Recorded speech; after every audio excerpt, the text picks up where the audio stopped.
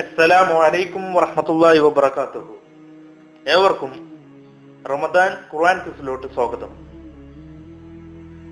ഇന്നത്തെ ഈ എപ്പിസോഡിൽ നമ്മൾ ഡിസ്കസ് ചെയ്യണമെന്ന് ഉദ്ദേശിക്കുന്നത് കുറച്ചധികം ക്വസ്റ്റ്യനുകളുടെ റിവിഷൻ ആയിരിക്കും. അതായത് ഒത്തിരി എപ്പിസോഡുകൾ ഇപ്പോൾ നമ്മൾ പിന്നിട്ട് കഴിഞ്ഞു.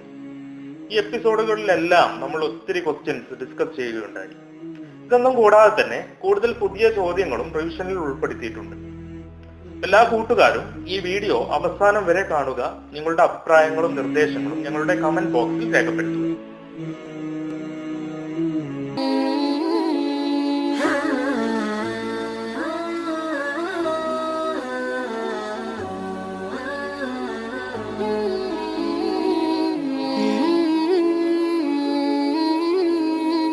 അപ്പോ നമുക്ക് നേരെ റിവിഷനിലോട്ട് കടക്കാം.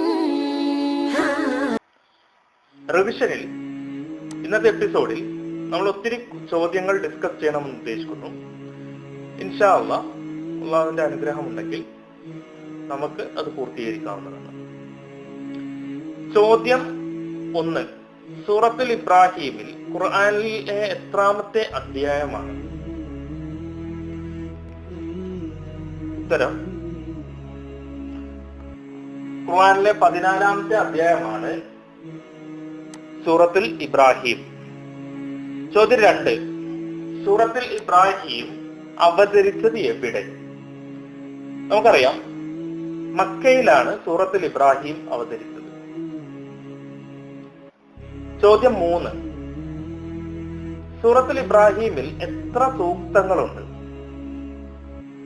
സൂറത്തുൽ ഇബ്രാഹിമിൽ 52 സൂക്തങ്ങളാണ് ഉള്ളത്. ചോദ്യം 4.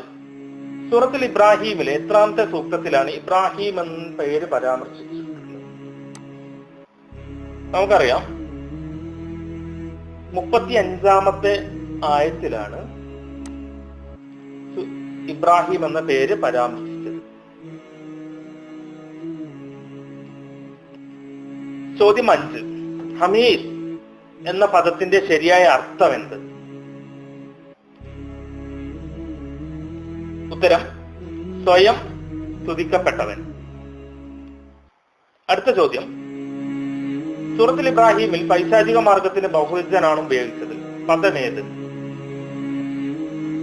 ഉത്തരം ഉലമാത്ത്.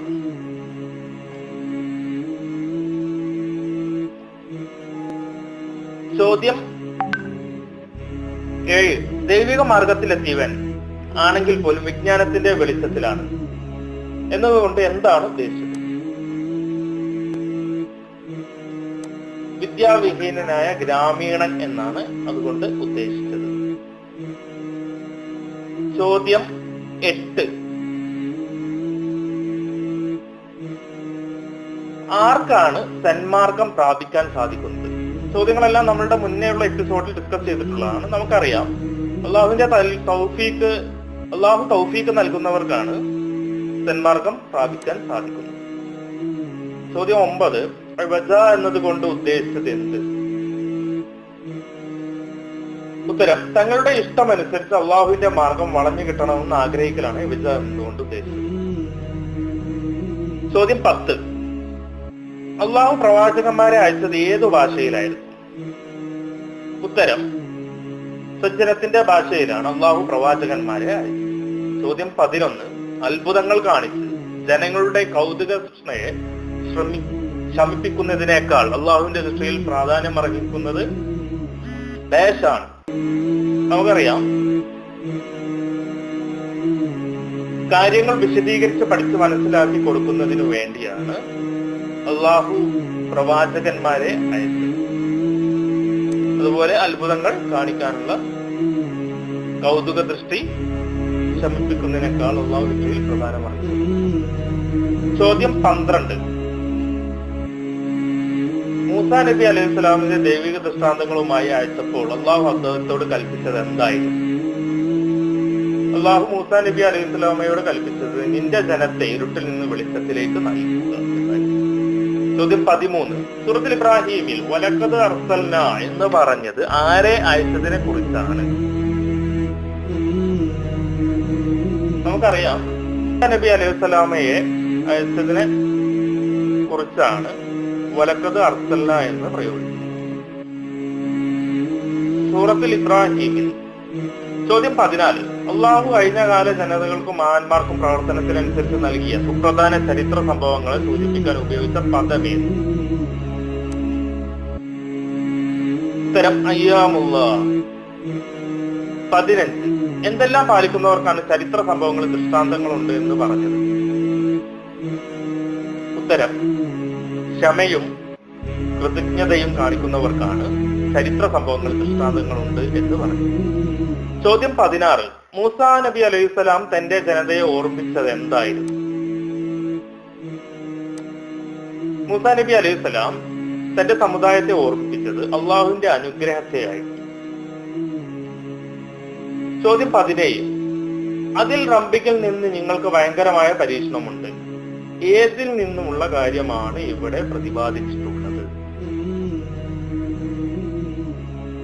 ചോദ്യം 17ന്റെ ഉത്തരം ഫറോവൻ നടത്തിയ പീഡനങ്ങളിലും അതിൽ നിന്നുള്ള മോചനത്തെയും കുറിച്ചാണ് ഇതിൽ പ്രതിപാദിച്ചിട്ടുള്ളത്. ചോദ്യം 18, അള്ളാഹു ഖുറൈശികൾക്ക് നൽകിയ ഏറ്റവും വലിയ അനുഗ്രഹം എന്തായിരുന്നു?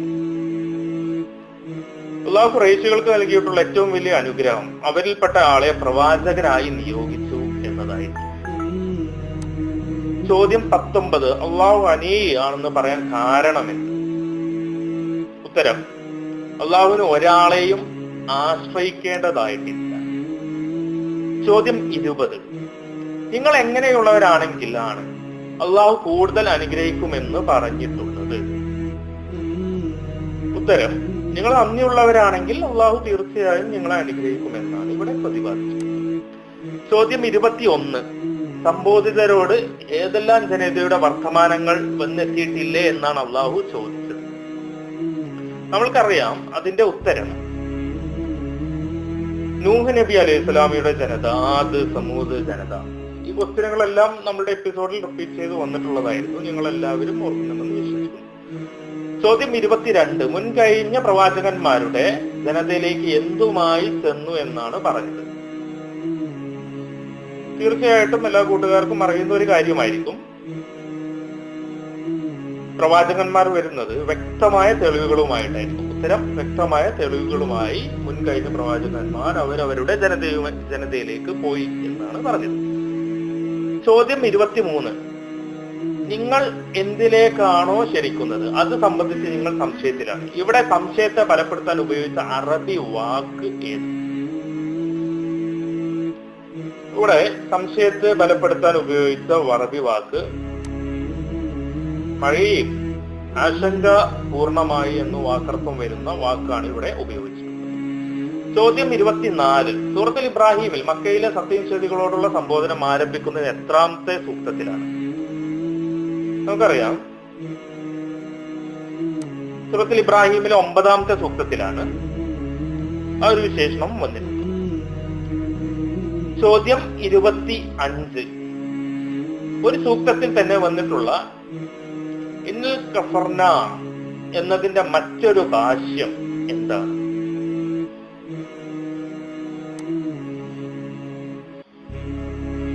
ഉത്തരം ഇന്നാ ലഫീ ശക്ക. ചോദ്യം 26, പ്രവാചകന്മാർ കൊണ്ടുവന്നതിൽ സത്യനിഷേധികൾ സംശയപ്രകടനം നടത്താൻ യഥാർത്ഥ കാരണമെന്ത്? പ്രവാചക സന്ദേശം സത്യമാണെന്ന് സ്വന്തം മനസ്സാക്ഷിയുടെ ഉണർത്തലും അതേസമയം ഭൗതികതയോടുള്ള താല്പര്യവുമായിരുന്നു പ്രവാചകന്മാർ കൊണ്ടുവന്നതിൽ സത്യനിഷേധികൾ സംശയം പ്രകടനം നടത്താൻ യഥാർത്ഥ കാരണം. ചോദ്യം 27, ഫാത്തിർ എന്ന പദം കൊണ്ട് ഉദ്ദേശിക്കുന്നത് എന്ത്? ഫാത്തിർ എന്ന പദം കൊണ്ട് ഉദ്ദേശിക്കുന്നത് തികഞ്ഞ ഇല്ലായ്മയിൽ നിന്ന് സൃഷ്ടിക്കുന്നവൻ എന്നാണ്.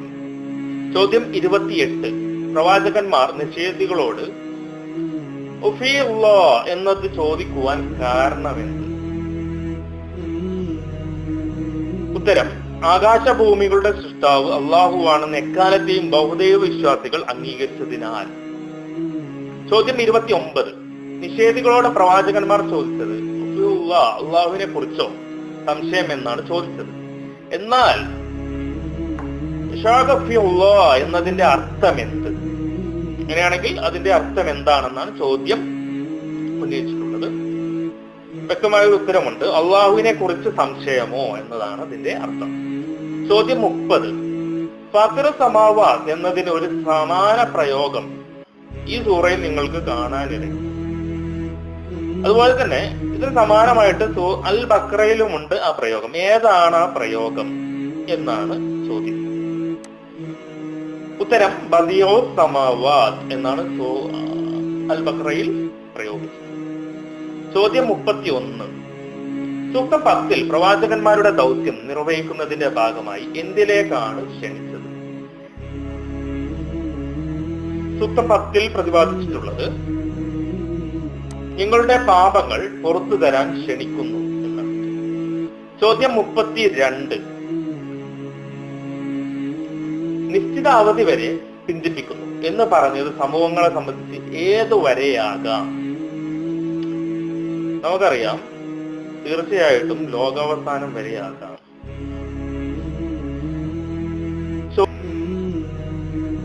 അനുസരിക്കാൻ നിർബന്ധിക്കുന്നതിനായി തന്നെയാണ് മൗലികമായി എന്ന് പറയുന്നത് എന്നതുകൊണ്ട് ഇവിടെ ഉദ്ദേശിച്ചത് എന്താണ്? ഉത്തരം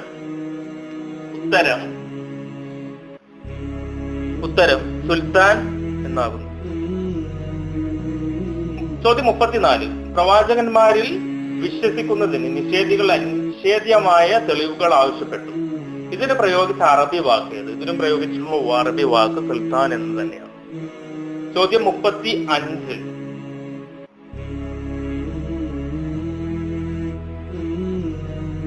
ഒരു വസ്തു ഭംഗിയായി പ്രത്യക്ഷമാകുന്നതാണ് എന്നതിന്റെ മൗലികമായ ആശയം എന്താണ്? മൗലികമായ ആശയം ബശർ എന്നാണ്. ചോദ്യം 36. സ്വന്തം നിലയിൽ ആകാശമില്ലാത്തതിന് പ്രയോഗിച്ച അറബി വാക്ക് യമൻ. ചോദ്യം 37. ഞങ്ങൾ തന്നിഷ്ടപ്രകാരം ഒന്നും ചെയ്യുന്നില്ല, മറിച്ച് എന്ത് ചെയ്യുന്നു എന്നാണ് പ്രവാചകന്മാർ നിഷേധികളെ ഉണർത്തുന്നത്? ഉത്തരം നമുക്ക് എല്ലാവർക്കും അറിയാം. എല്ലാം അള്ളാഹുവിൽ വരമേൽപ്പിക്കുന്നു എന്നാണ് പ്രവാചകന്മാർ പറയുന്നത്. ചോദ്യം 39. ദിവ്യാത്ഭുതങ്ങൾ പ്രത്യക്ഷപ്പെട്ടെങ്കിൽ എന്നാഗ്രഹിക്കുന്നതിന് പകരം വിശ്വാസികൾ എന്താണ് ചെയ്യേണ്ടത്? വിശ്വാസികൾ തീർച്ചയായിട്ടും ക്ഷമിക്കുകയും അള്ളാഹുവിൽ സമർപ്പിക്കുകയുമാണ് ചെയ്യേണ്ടത്. ചോദ്യം 39. അള്ളാഹുവിൽ വരമേൽപ്പിക്കാൻ കാരണമായി പ്രവാചകന്മാർ പറഞ്ഞതെന്ത്? മറ്റൊന്നുമല്ല, അള്ളാഹുവിൽ വരമേൽപ്പിക്കാൻ പറഞ്ഞതിന് കാരണം അള്ളാഹു ജനങ്ങളെ നേർവഴിയിലാക്കി. ചോദ്യം 40.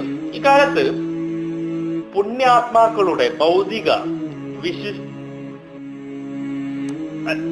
വശിഷ്ഠ ചോദ്യം 40. ഇക്കാലത്ത് പുണ്യാത്മാക്കളുടെ ഭൗതിക വശിഷ്ഠ പൂജകർക്കുള്ള മറുപടി കൂടിയായ അറബി പദം ഏത്? ബഷർ എന്നാകുന്നു ആ അറബി പദം. ചോദ്യം 41. സത്യനിഷേധികൾ എല്ലാ കാലത്തും പ്രവാചകന്മാരെ അംഗീകരിക്കാതിരുന്നതിന് പറഞ്ഞ 2 പ്രധാന കാരണങ്ങൾ എന്ത്?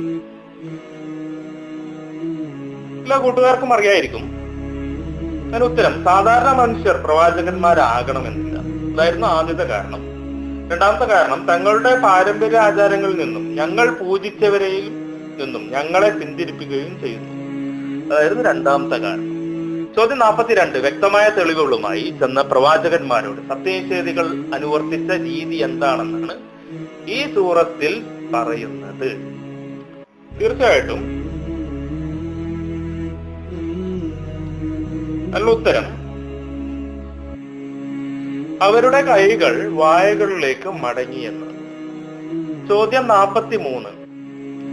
ഏത് സൂറത്തിന്റെ സമീപകാലത്താണ് സൂറത്തിൽ ഇബ്രാഹിം ഇറങ്ങിയത്? ഇതൊക്കെ വരാൻ ചാൻസ് ഉള്ള ക്വസ്റ്റ്യനുകളാണ് കേട്ടോ. ഉത്തരം സൂറത്തിൽ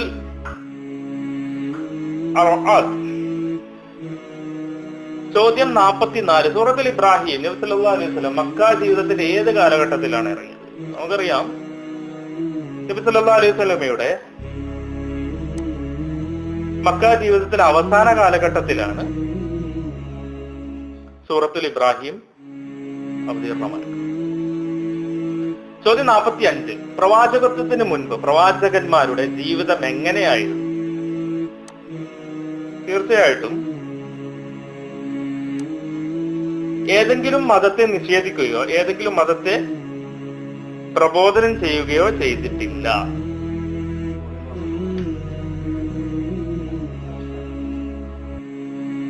ചോദ്യം 46. ഇൻഖുരിജന്നകും മിൻ അർളിന, ഇത് ആരോട് പറഞ്ഞു? ഉത്തരം, സത്യനിഷേധികൾ പ്രവാചകന്മാരോട് പറഞ്ഞതാണ്. ചോദ്യം 48. അവരുടെ നാഥൻ അവർക്ക് ബോധനം നൽകി. എന്താണ് ബോധനം നൽകിയത്?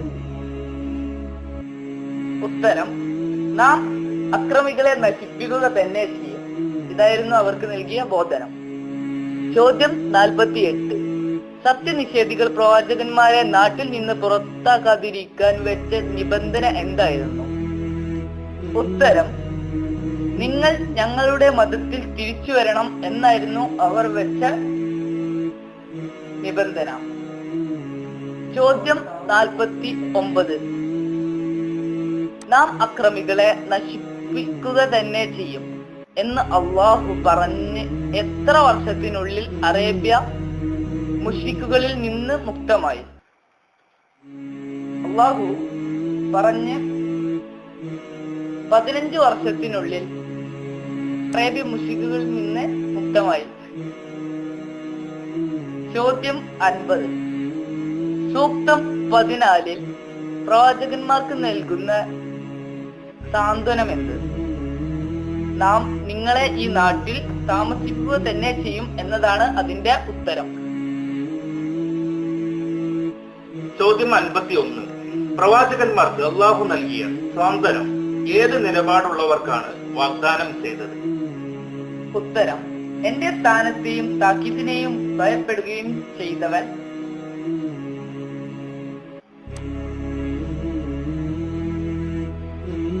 ചോദ്യം 52.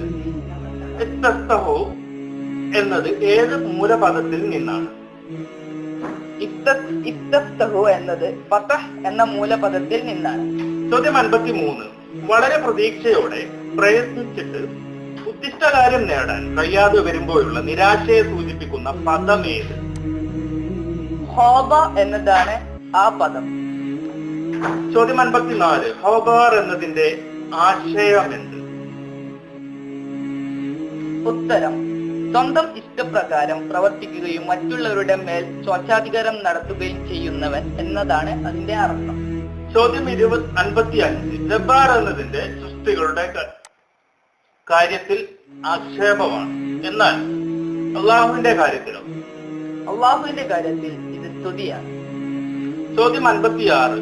ഇണങ്ങാത്തവൻ, ശാസ്യക്കാരൻ എന്ന അർത്ഥം വരുന്ന പദം ഏത്?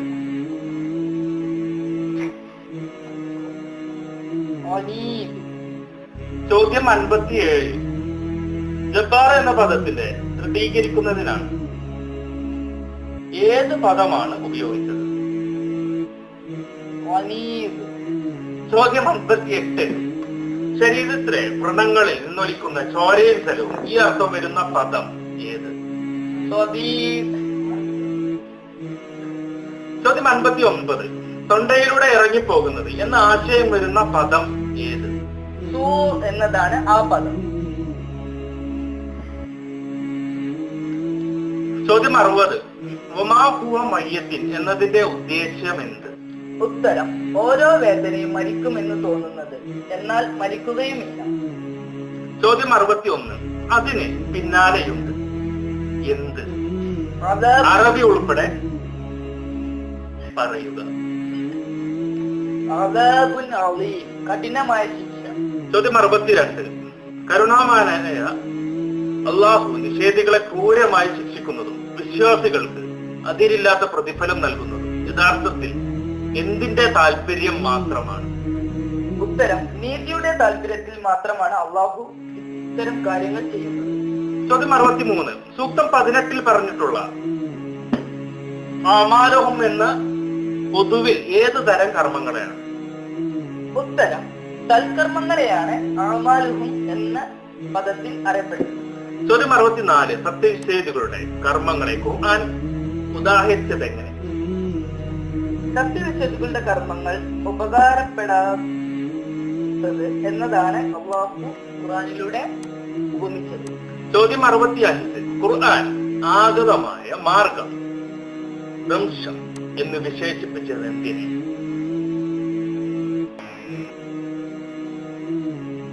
ചോദ്യം 64. സത്യനിഷേധികളുടെ കർമ്മങ്ങളെ ഖുർആൻ ഉദാഹരിച്ചത് എങ്ങനെ? കൊടുങ്കാറ്റിൽപ്പെട്ട ചാരം പോലെ എന്നാണ് ഖുർആൻ സത്യനിഷേധികളുടെ കർമ്മങ്ങളെ ഉദാഹരിച്ചത്. ചോദ്യം 65. ഖുർആൻ ആഗതമായ മാർഗം വംശം എന്നത് വിശേഷിപ്പിച്ചത് എന്തിനെ? ഉത്തരം സത്യനിഷേധികളുടെ കർമ്മങ്ങൾ ഉപകാരപ്പെടാത്തത്. ചോദ്യം 66. ഏതുതരം സൽക്കർമ്മങ്ങൾക്കാണ് പരലോകത്ത് പ്രതിഫലം നിശ്ചയിക്കുന്നത്? ഉത്തരം അള്ളാഹുവിൽ വിശ്വസിച്ച് അവന്റെ പ്രീതിയും പ്രതിഫലവും കാക്ഷിച്ച് ചെയ്യുന്ന സൽക്കർമ്മങ്ങൾക്കാണ്. ചോദ്യം 67. ആകാശഭൂമികളെ അള്ളാഹു എങ്ങനെ സൃഷ്ടിച്ചു എന്നാണ് സൂക്തം 19 പറയുന്നത്? യഥാർത്ഥമായി അഥവാ കൃത്യതയോടെ സൃഷ്ടിച്ചു എന്നാണ് പറയുന്നത്. ചോദ്യം 68. അപ്രകാരം ചെയ്യുക അവന് ഒട്ടും ദുഷ്കരമല്ല. എപ്രകാരം? ഉത്തരം നിങ്ങളെ പോക്കിക്കളയാനും പുതിയൊരു സൃഷ്ടിയെ കൊണ്ടുവരാനും. ചോദ്യം 69. തെറ്റുമാത്രം പ്രവർത്തിക്കുന്നവർ ഉടൻ നശിച്ചു പോകുന്നില്ലെങ്കിൽ അതിന്റെ കാരണം എന്ത്? വീണ്ടും വിചാരത്തിന് അവർക്ക് സാവകാശം നൽകാനാണ് അവ ചെയ്യുന്നത്. ചോദ്യം 70. എന്നതിന്റെ ഏത് പദത്തിൽ നിന്ന് ക്രിയയാണ്? ബറൂർ എന്ന പദത്തിൽ നിന്നുള്ള ക്രിയയാണ് ബിർജു. ചോദ്യം 71. അന്ത്യനാളിൽ സംഭവിക്കാനിരിക്കുന്ന കാര്യങ്ങൾ കഴിഞ്ഞുപോയ സംഭവങ്ങൾ പോലെ അവതരിപ്പിച്ചതിന്റെ കാരണങ്ങൾ എന്തായിരിക്കാം? ചോദ്യം 71. അന്ത്യനാളിൽ സംഭവിക്കാനിരിക്കുന്ന കാര്യങ്ങൾ കഴിഞ്ഞുപോയ സംഭവങ്ങൾ പോലെ അവതരിപ്പിച്ചതിന്റെ കാരണങ്ങൾ എന്തായിരിക്കാം? ഉത്തരം സംഭവിച്ച പോലെ ഉറപ്പായ കാര്യം എന്ന നിലക്കുമാകാം, അല്ലെങ്കിൽ അള്ളാഹു കാലാതീതനായതിനാൽ അവന്റെ മുന്നിൽ ഭൂതവർത്തമാന ഭാവി വിവേചനത്തിന് പ്രസക്തിയില്ലാത്തതുമാകാം. ചോദ്യം 72. എനിക്ക് നിങ്ങളിൽ ഒരു അധികാരവും ഉണ്ടായിരുന്നില്ല, ഞാൻ എന്റെ വഴിയിലേക്ക് ക്ഷണിച്ചു എന്നല്ലാതെ ഇത് ആര് പറഞ്ഞതാണ്? ഷെഖുത്താൻ പറയുന്നതാണ് ഈ വാക്കുകൾ. ചോദ്യം 73. കണ്ണും ചിന്തി മറ്റുള്ളവരെ അനുസരിച്ച് നടക്കുന്നവർക്കുള്ള മുന്നറിയിപ്പ് എത്രാമത്തെ ആയത്തിലുള്ളത്? 21-ാം ആയത്തിലാണ് ഇവ പറയുന്നത്. ചോദ്യം 74. വാദത്തുക്കും ഫഹ്ലത്തുക്കും ഇത് ആരോട് എവിടെ വെച്ച് പറയുന്നതാണ്? ഉത്തരം ഷെഖുത്താൻ തന്നെ പിൻപറ്റിയവരോട് പരലോകത്ത് വെച്ച് പറയുന്നതാണ് ഈ വാക്കുകൾ. ചോദ്യം 75. ഞാൻ നിങ്ങളുടെ രക്ഷകനല്ല, ആരാണ് ഇത് പറഞ്ഞത്? ഷെഖുത്താൻ പരലോകത്ത് വെച്ച് പറയുന്ന വാക്കുകളാണ് ഇവ. ഈ സൂറത്തിൽ കർമ്മപരമായ ശിർക്കിനെ കുറിച്ച് സൂചിപ്പിച്ചത് എത്രാമത്തെ ആയത്തിലാണ്? 22-ാമത്തെ ആയത്തിലാണ് ഇവ സൂചിപ്പിച്ചത്. ചോദ്യം 77. സഹായത്തിന് വേണ്ടിയുള്ള നിലവിലേക്കാണ് ഡാഷ് എന്ന് പറയുന്നത്. സൊറാഹ് എന്നാണ് ആ പദം. ചോദ്യം 78. ശിർക്ക് പ്രധാനമായും 2 തരമാണ്, അതായതെല്ലാമാണ്? 1 ആദർശപരവും 2 കർമ്മപരവും. ചോദ്യം 79. കർമ്മപരമായ ശിർക്കിന്റെ എത്ര ഇനങ്ങളാണ് ഈ സൂറത്തിൽ വിശദീകരിച്ചത്? ഈ സൂറത്തിൽ 5 ഇനങ്ങളെ കുറിച്ചാണ് വിശദീകരിച്ചിട്ടുള്ളത്. ചോദ്യം 80. ഇന്നാകാനലക്കും സമാ ഇത് ആരോട് എപ്പോൾ പറയുന്നതാണ്? ഉത്തരം ഭൂമിയിൽ അശക്തരായിരുന്നവർ ശക്തരായി ചമഞ്ഞവരോട് പരലോകത്ത് ചോദിക്കുന്നതാണ് ഈ വാക്കുകൾ. ചോദ്യം 81. സൂക്തം 21. അന്ത്യനാളിൽ വരാനിരിക്കുന്ന കാര്യങ്ങൾ ഏത് കാലത്തിലാണ് അള്ളാഹു പ്രയോഗിച്ചത്? ഭൂതകാലത്തിൽ സംഭവിച്ചതുപോലെ ഉറപ്പുള്ളതിനാൽ അഥവാ അള്ളാഹു കാലാതീതനായതിനാൽ. ചോദ്യം 82. സ്വർഗത്തിൽ സത്യവിശ്വാസികളുടെ അഭിവാദ്യം എന്തായി? സമാധാനം അഥവാ സലാമും ഖൗലും മിർ ചോദ്യം 83. തഹിയ്യത്ത് എന്നതിന്റെ ഭാഷാർത്ഥം എന്ത്? സലാം, ദീർഘായുസ് നേരുക. ചോദ്യം 84. സലാം എന്ന വാക്ക് 2 തരം വചനമായി ഉപയോഗിക്കാറുണ്ട്. ഇവ ഏതെല്ലാമാണ്? 1 പ്രാർത്ഥനാ വചനമായും 2 ആശംസാ വചനമായും. ചോദ്യം 85. എല്ലാ സൂക്തങ്ങളെയും ഉൾക്കൊള്ളുന്ന വാക്ക് ഏതാണ്? സലാം. ഈ സൂറയിലെ എല്ലാ ചോദ്യങ്ങളും ഉത്തരങ്ങളും ലഭിക്കുന്നതിനു വേണ്ടി ഈ ചാനൽ ഇന്ന് തന്നെ സബ്സ്ക്രൈബ് ചെയ്യുക. കൂടാതെ അതത് ദിവസങ്ങളിലെ ക്വസ്റ്റ്യനുകൾ നിങ്ങൾക്ക് ആദ്യം ലഭിക്കുവാൻ നിങ്ങൾ ആ ബെൽ ഐക്കൺ കൂടി ഒന്ന് പ്രസ് ചെയ്യുക. ഇൻഷാ അല്ലാഹ് പുതിയൊരു എപ്പിസോഡുമായി നമ്മൾക്ക് വീണ്ടും കണ്ടുമുട്ടാം. شكرا يا ربي شكرا هديت قلبي شكرا نورت دربي شكرا شكرا يا ربي شكرا هديت قلبي شكرا نورت دربي شكرا